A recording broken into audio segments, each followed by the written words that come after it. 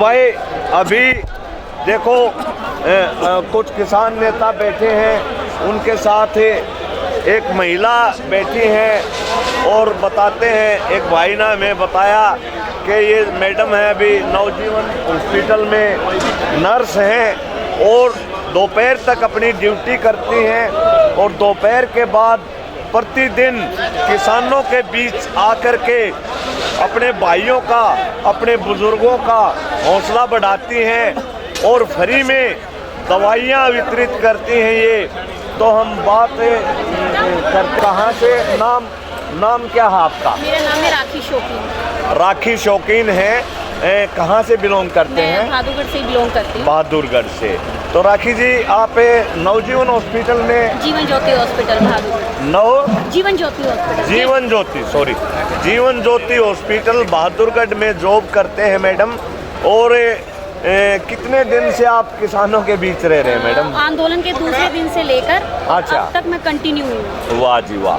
देखो मैडम शौकीन जी जो हैं आंदोलन से दूसरे दिन यानी 27 तारीख से और आज तक लगातार अपने भाइयों, अपने बुजुर्गों के बीच रहती हैं। और क्या क्या सेवा कर रहे हो मैडम आप, इस पेशे से जुड़े हुए हैं? तो सर शुरू से मतलब जब से मैंने आपको बताया कि दूसरे दिन से लेकर मैंने फल, सब्जियां, दूध, अच्छा। हाँ जी, सबसे पहले मैंने दूसरे दिन से ही मैंने दूध उपलब्ध करवाया था, जो कि कम से कम थैलियों का समेत मिला के 100 किलो पड़ चुका था। ये राइट है, जब तो कोई बहुत कम थे जब सेवा करने वाले थे। उसके बाद हमने बिस्किट का, चाय बिस्किट जो बोलते हैं, सब्जियां। फिर मेरे को जब घूमना स्टार्ट किया तो मुझे ये पता लगा कि उस टाइम मेडिसिन की कम ज़रूरत थी, मतलब मेडिसिन उपलब्ध ही नहीं थी कहीं भी किसी भी तरह। तो हमने मेडिकल स्टोर के से मेडिसिन प्रोवाइड करवा के अपने सेल्फ ही, मेरे साथ कोई एनजीओ वगैरह नहीं है, मैं अपना सेल्फ ही जितना मेरा से हो सकता था वो मैंने सेल्फ से ही किया सब कुछ अभी तक। वाह जी वाह। देखो सेल्फ फाइनेंस किया है इन्होंने किसानों के लिए, काफ़ी मात्रा में दूध।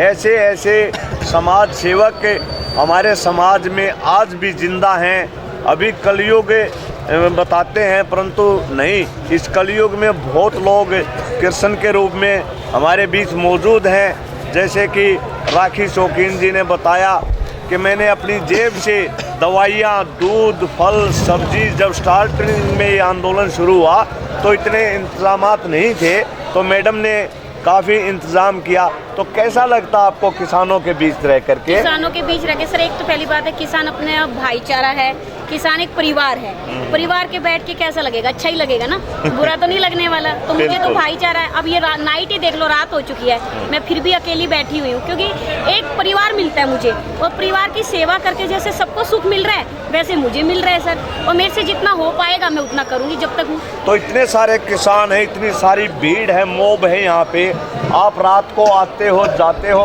कोई परेशानी नहीं होती क्या? बिल्कुल भी परेशानी नहीं होती, बल्कि मेरे को यदि मेरी स्कूटी कहीं रुक जाए, बीच में मेरे को सपोर्ट करते हैं, रुकवा के जगह भी दिलवाते हैं। अच्छा। वैसे तो कुछ नहीं, ये तो मोदी जी ऐसे ही कह रहे हैं कि आतंकवादी हैं, कुछ है, उनके कहने से कुछ नहीं होगा सर, एक बार आके बैठ के तो देखो ना। तो देखो भाई, अकेली महिला रात को भी आती हैं, रात को जाती भी हैं, और इनका ये कहना है कि पूरी सपोर्ट मिलती है, बजाय कोई को इनको परेशानी हो, पूरी सपोर्ट मिलती है किसानों की।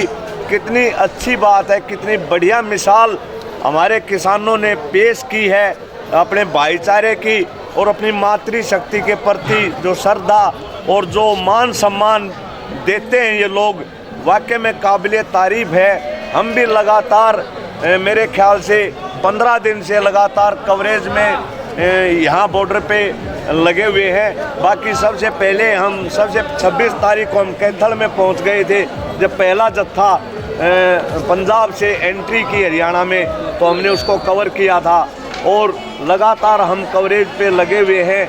हमें भी बाकायदा गाड़ी जब हमारी जाम में फंस जाती है तो कोई ट्रैफिक वाला नहीं होता यहाँ, ना कोई पुलिसकर्मी होता। पुलिसकर्मी तो बैठे बैठे देखे जा, हम बुक्कड़ मारी बैठे रहे भाई, हमने अपनी आँखों से देखा है।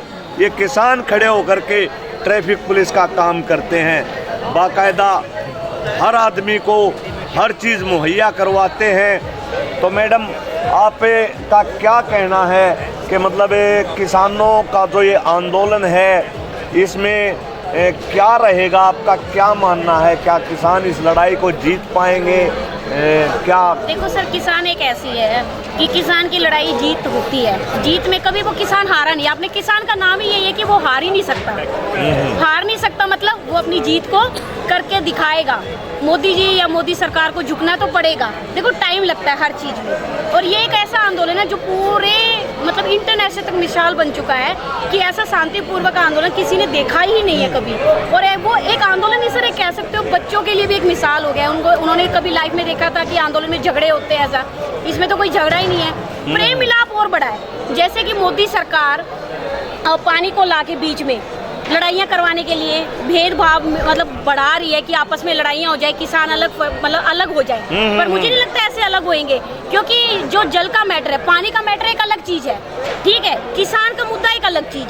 तो राखी जी, आपका कोई एनजीओ नहीं है और सारा काम सेल्फ फाइनेंस से कर रहे हैं, तो जो सैलरी मिलती है मेरे ख्याल से सारी समाज सेवाएं में ला दो कि मैं घर भी ले जा रहा हूँ। घर पे तो मैं सर आज तक नहीं लेके गई। मुझे यही नहीं पता मेरी सैलरी कब मिलेगी कब नहीं मिलती है। अच्छा। हाँ, बस ये है कि जब मिलती है तो सर लगा देते हैं। पर सैलरी मेरी ऐसे ही जाती है, मैंने कभी घर पे नहीं दिया है।